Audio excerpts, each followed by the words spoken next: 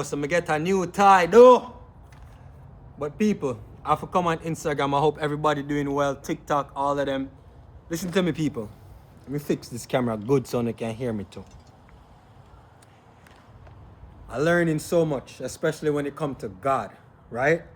So here's the thing about God, and here's the thing that a lot of people are going through right now as you speak. A lot of people going through this stuff, and they don't even realize it. Watch this. So I'm somebody that pray to God, right? I say, yo, God, please, God, I want to find a way to have a nice green backyard. God, I want my backyard to be green.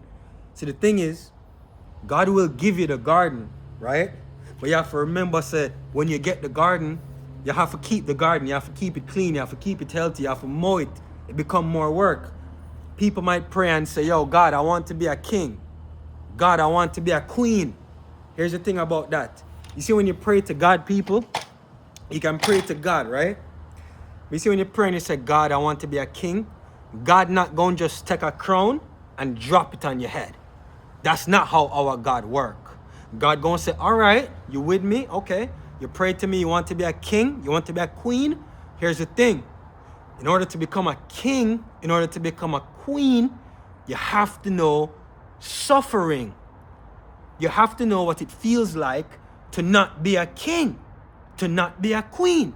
You have to know what hardship is, and you have to actually be able to manage everybody's problems in the land, because that is what a king or a queen is doing.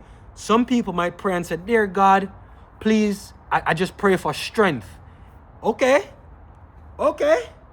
Remember now, you see, when you pray for strength, God is not going to just make your muscle them get big. That's not how it works.